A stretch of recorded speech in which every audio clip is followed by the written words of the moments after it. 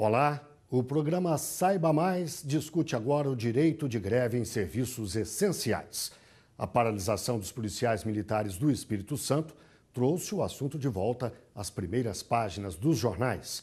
A greve agravou a violência no Espírito Santo com uma onda de saques a lojas e assaltos. Os ônibus deixaram de circular. Desde que os policiais militares pararam de trabalhar no último dia 3, o número de mortes passa de 100, de acordo com o Sindicato dos Policiais Civis do Estado. O Tribunal de Justiça Estadual, a Procuradoria-Geral de Justiça e as promotorias suspenderam o atendimento. Mais de 1.800 homens das Forças Armadas e da Força Nacional de Segurança Pública foram enviados para ajudar no policiamento. Os PMs pedem reajuste de salário e melhores condições de trabalho. O Tribunal de Justiça do Estado considerou a greve ilegal e determinou multa de R$100 mil por dia para as associações que representam a categoria. É por isso que nós perguntamos: até onde vai o direito de greve em serviços como a segurança pública e a saúde, por exemplo? Para isso, nós conversamos com o advogado Carlos Hernani Dinelli, especializado em direito trabalhista. Carlos, obrigado por ter vindo ao estúdio do Saiba Mais. A primeira pergunta que eu lhe faço é: policial militar pode fazer greve?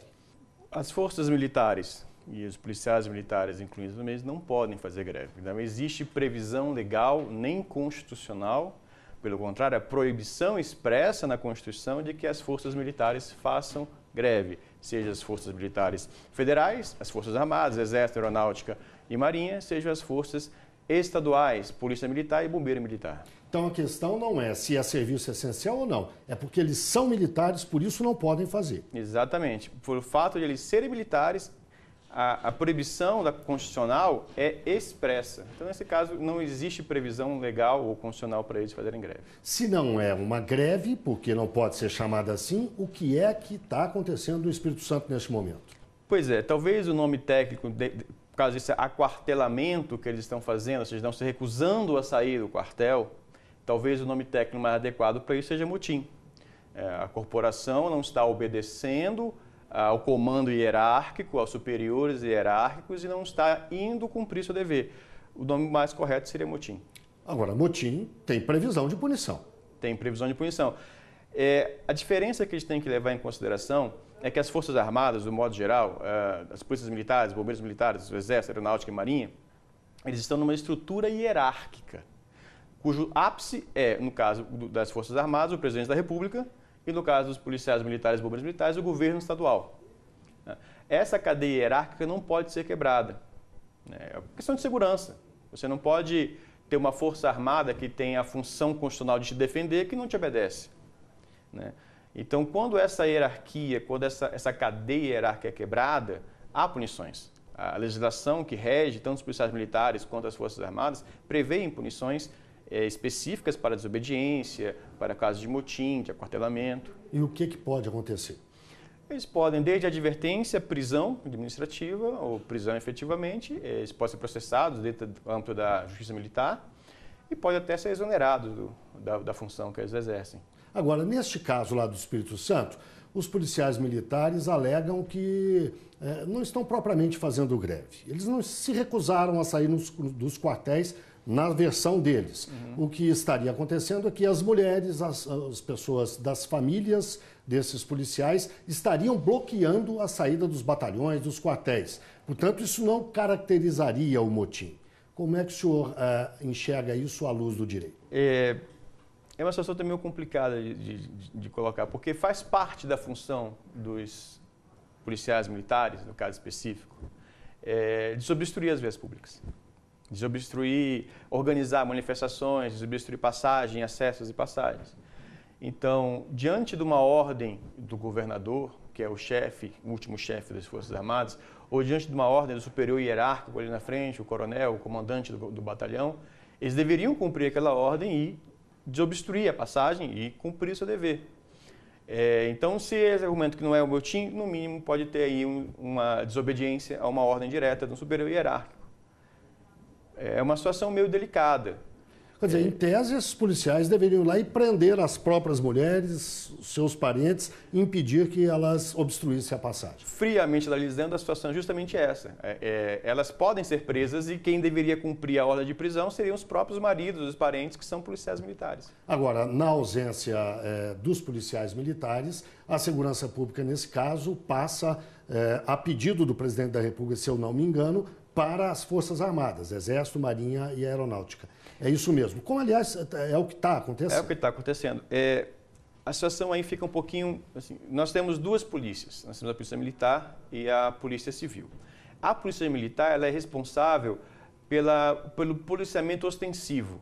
É ela que faz a segurança, é ela que faz a patrulha, a ronda, é ela que mantém a segurança. E a Polícia Civil, a função dela é investigar.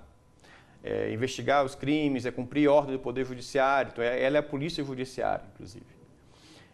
Então, nessa situação em que a Polícia Militar, que é responsável pelo policiamento ostensivo, se retira, e aí você tem uma subversão da ordem social, você tem uma situação em que há conflitos, há motins, há saques, há violência, e a Polícia Civil não tem condições de fazer isso, você tem que chamar a força que nos resta, são os militares, as Forças Armadas.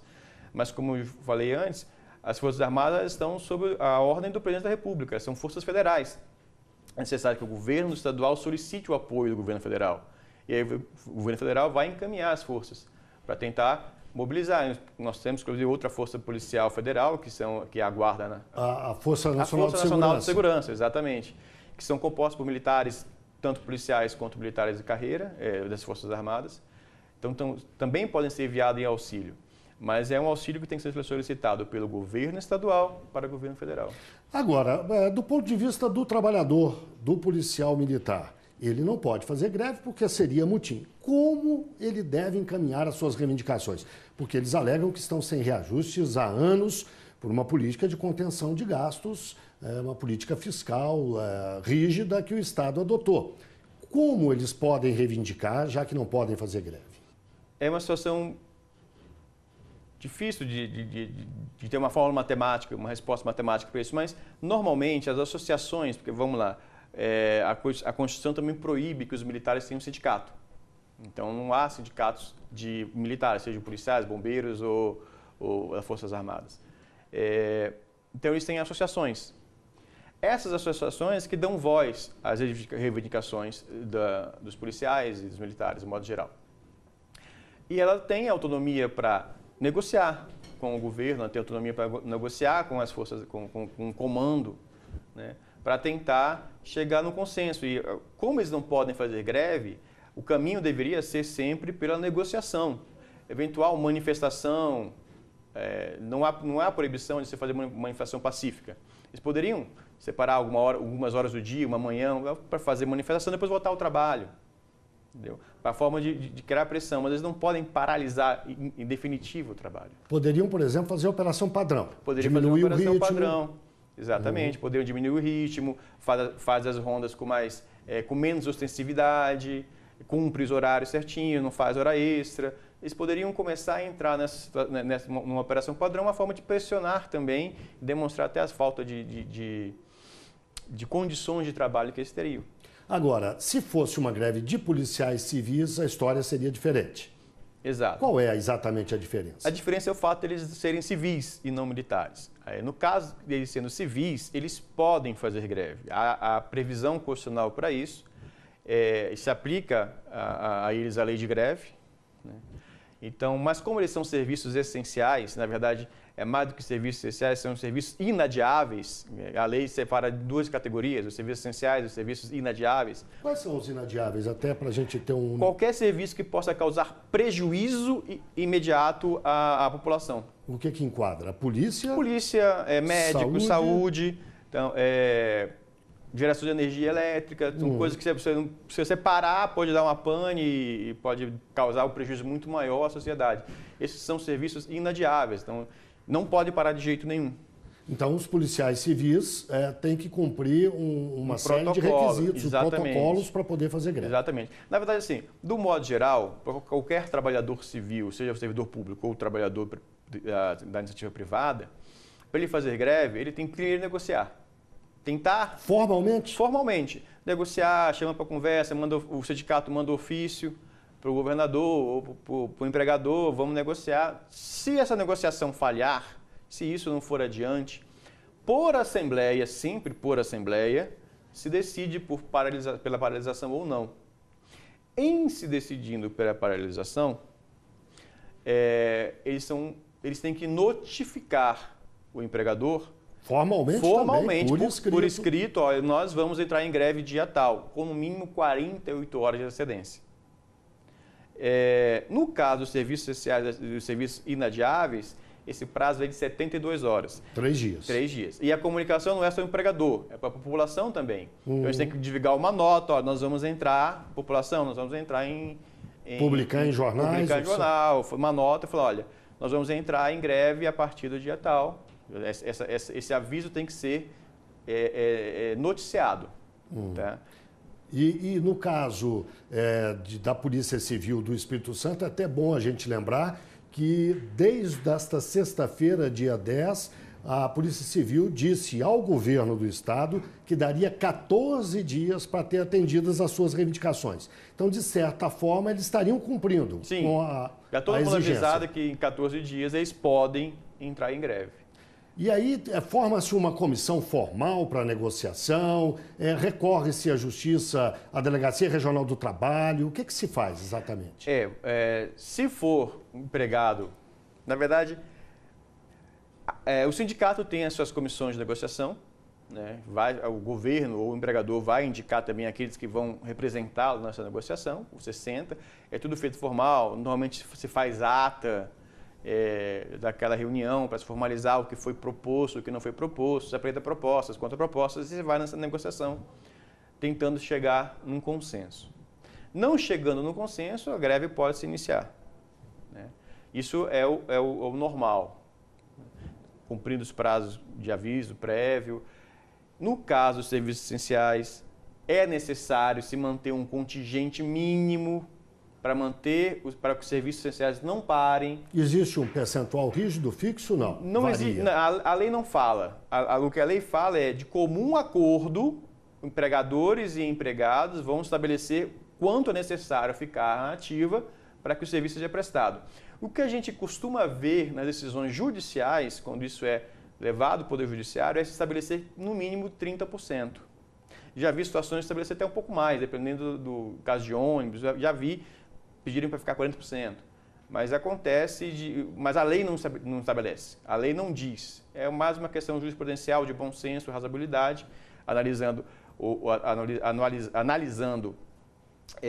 qual é o serviço que está sendo deixado de prestar e quanto seria necessário para prestar o mínimo daquele serviço para que ele não pare. E aí chega numa equação, normalmente 30%, sim. Toda essa lógica se aplica também ao setor da saúde, por exemplo. Também ao setor da saúde. Serviço Público de Saúde. Serviço Público de Saúde também se aplica essa lógica. Na verdade, e aí você começa a entrar numa discussão, a Constituição prevê que os servidores públicos possam fazer greve, a depender de uma legislação que deveria ter existido, mas que não existe. O Congresso não votou essa legislação complementar. Complementar para regular a greve dos servidores públicos. Tá? Pela falta dessa legislação, nenhum mandado de injunção, o STF decidiu por aplicar a lei que foi feita para os trabalhadores elitistas para os servidores públicos, enquanto o Congresso não promulga uma lei em relação especificamente à greve do servidor público. Então, atualmente, a lei de greve se aplica tanto para os civis, quanto para os servidores da iniciativa privada, quanto para os servidores públicos. Há uma outra categoria que desperta muita curiosidade, que é a dos professores. Porque eu não sei exatamente como enquadrá-los, se são serviço essencial. É evidente que, do ponto de vista do cidadão, esse é um serviço importantíssimo para a formação das crianças, dos adolescentes, e inclusive de adultos. Nenhum país pode prescindir de professores e da educação. Mas eles legalmente se enquadram na categoria de serviço essencial ou não? Não. Não? Não. No rol da legislação, ensino não está como categoria essencial. Então, como é que fica a greve de professores da rede pública, por exemplo, ou até da iniciativa privada também? Na verdade, é uma situação em que a lei não exige o limite mínimo. Então, pode-se paralisar 100%. Pode paralisar 100%. Mas tem que seguir todos os trâmites legais. E tem a lei de greve estabelece algumas hipóteses de abuso do direito de greve. Tanto do abuso do direito de greve do empregado quanto do empregador. Por exemplo, ninguém é obrigado a participar da greve. Mesmo que o sindicato, que se tenha uma assembleia, que se faça uma assembleia e se decida por fazer a greve, ninguém é obrigado, nenhum dos empregados é obrigado a seguir a greve. Então ele pode optar, não, eu vou realmente fazer greve, vou acompanhar os companheiros a fazer greve. Eu falo, não, eu quero trabalhar, estou com muito trabalho acumulado e eu vou trabalhar. Ele pode, é a opção dele. Você não pode obrigá-lo a fazer greve. E aí como é que ficam os piquetes, por exemplo, pois que são comuníssimos? Se esse piquete serve apenas para tentar convencer o colega a não trabalhar... Argumentos verbais, perfeito. Agora, se esse piquete visa impedir contra a vontade do colega que ele vá trabalhar, isso é abuso de greve. E aí, existindo o abuso de greve, a greve pode ser declarada abusiva. Se a greve for abusiva, se perde todas as garantias para os grevistas. Eles podem ser punidos, eles podem ser demitidos, eles podem ter o ponto cortado. Ter o ponto cortado. Tudo isso pode acontecer com eles se a greve for declarada abusiva. Até por falar em ponto cortado, o que pode acontecer com esses policiais militares lá do Espírito Santo? Além daquelas punições, nós falamos de prisão, é uma das possibilidades. É uma possibilidade. É mais extrema, né? A prisão é mais extrema. E a exoneração, perder o cargo, ele pode, porque tem prisão, os militares têm prisão administrativa. Podem, inclusive, ser expulsos da corporação. Eles podem ficar 30 dias de prisão, ou seja, na verdade, eles ficam presos dentro do quartel, não podem sair, isso é uma punição para eles. E a punição extrema, no caso deles, realmente seria a expulsão do quadro. Seria ser expulso da corporação. Isso é o extremo. Que a prisão administrativa entre eles pode ser apenas um aquartelamento. Você vai ficar aqui no quartel por 30 dias. Agora, há uma preocupação evidente do governo federal de que essa greve no Espírito Santo, ou esse motim, como legalmente ele se enquadra, na sua opinião, se espalhe para outros estados. O Rio de Janeiro, São Paulo, o Espírito Santo são os lugares onde há um maior temor da repetição desse fenômeno. E aí a pergunta, o que pode o empregador, no caso o governo, os governos desses estados, o que podem antecipadamente fazer esses governos para evitar que esses movimentos aconteçam? A primeira coisa é negociar. É tentar resolver pela negociação que isso chegue ao extremo de haver um aquartelamento também das forças policiais em outros estados. Se por meio da ações judiciais, inclusive a ação judicial no Espírito Santo que declarou abusivo o movimento lá de quartelamento deles.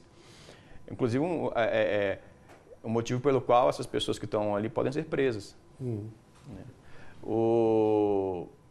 Nos outros estados, para tentar se evitar, chegaríamos a essa situação. Sempre por tentativa de negociação, ou de repente por uma ordem judicial, um processo judicial. Mas se, enfim, chegar na situação que chegou no Espírito Santo, só resta pedir socorro às Forças Armadas, só resta pedir socorro ao governo federal para que tente, por meio das Forças Armadas, manter a ordem pública. Como de resto foi o que aconteceu no Espírito Santo. Exato. Né? Existem situações extremas, que ainda possibilidades extremas, mas possibilidades extremas de você declarar estado de sítio, você declarar toca de recolher, para tentar manter a ordem pública. Mas são possibilidades extremas ainda, até com uma carga política e um custo político muito alto para os governantes. O toque de recolher é de mais fácil compreensão, a população, a partir de um determinado horário do dia, não poderia sair à rua se ele fosse adotado, mas e o estado de sítio num local específico, num estado? Como é que se caracteriza? O que acontece? Na verdade, numa situação de calamidade pública, de emergência pública, você poderia declarar um estado de sítio ou uma situação dessa. E aí você põe o exército na rua, a partir de hoje, o exército aqui controla a situação, faz o serviço, faz a força de contenção daquilo ali, e estabelece algumas regras. Alguns direitos civis ficam suspensos naquele período de estado de sítio para que se estabeleça novamente a ordem. É uma possibilidade extrema, mas uma possibilidade. Agora, não importa se é greve de PM, ou de policial civil, ou de professor, do serviço público ou da iniciativa privada, há um fenômeno constante que se verifica em todos esses movimentos, que é o de manifestação em praça pública. Esse é um direito do cidadão, fazer manifestação. Por outro lado, quando se faz manifestação, em muitas situações, há choque com outros direitos, como o de ir e vir do cidadão que está ali passando, ou a pé, ou de bicicleta, ou de carro, ou do que seja, e que tem a via bloqueada. O que prevalece nessa situação? É o do cidadão que quer passar ou é o do cidadão que quer fazer a manifestação? São confrontos de dois direitos constitucionais, né? Então, já tem decisões para ambos os lados, discussões doutrinárias para ambos os lados. Mas, na prática, o que se tem acontecido é o seguinte, o que a gente vê acontecer, não o que tem acontecido necessariamente, porque também realmente não é uma regra matemática. Vai depender de como os manifestantes se comportam, de como os governantes se comportam, com as atitudes que tomam, mas, normalmente, quando há um aviso prévio, né, o sindicato avisa, olha, nós vamos fazer uma manifestação, negocia com a administração, negocia com as forças policiais, as forças policiais organizam aquela manifestação. Garantem o direito de manifestar, ao mesmo tempo garantem o direito das pessoas transitarem. Agora, quando é uma manifestação espontânea que vai e fecha vias públicas, normalmente se manda desobstruir. E aí é onde se vê que tem os conflitos entre a polícia que tem que cumprir o dever de desobstruir a via pública e o manifestante que quer continuar ali bloqueando. Quer dizer, os dois interesses, os dois direitos prevalecem, o de manifestação e o de ir e vir, mas obedecidas a regras como essa. Aviso prévio, submissão à conversa com a polícia, a negociação, é isso? Sim. Nós vivemos um Estado democrático de direito, né? Ou seja, o povo detém o poder, é uma democracia, nós elegemos nossos representantes, mas nós temos leis a cumprir. Nós temos deveres a cumprir e direitos a garantir. Numa situação dessa, em que você segue todo o rito, ou age de forma pacífica, ordeira, você consegue garantir os dois direitos. Você consegue tanto garantir o direito ao manifestante, de repente a fechar toda uma via, ou a fechar parte de uma via, de forma ordeira, e aí as forças públicas conseguem organizar o trânsito, organizar o movimento, o fluxo de pessoas, de cidadãos, para outro caminho, direcionar aquilo para outra direção, e aquilo flui de uma forma ordeira. Diferentemente, quando você ignora que existem leis, ignora que existem deveres a serem cumpridos, e você cria uma situação de caos social. É uma situação de caos social. Você bloqueia uma via sem prévio aviso, você bloqueia aquilo, e aí a autoridade pública pode determinar, sim, que você saia dali. Você não tem autorização para estar ali. Normalmente se começa com uma negociação, a polícia militar tenta tirá-los pacificamente. Mas se saem, beleza. Às vezes se insiste em retirá-los dali, pode acontecer de haver conflito. E o policial militar está cumprindo apenas a ordem e o dever dele. Bem, nós conversamos com o advogado especializado em direito trabalhista, Hernani Dinelli. Eu agradeço a sua presença aqui no Saiba Mais, Carlos. É uma honra, muito obrigado. Muito bem. E até a próxima oportunidade, até o próximo Saiba Mais. Até lá.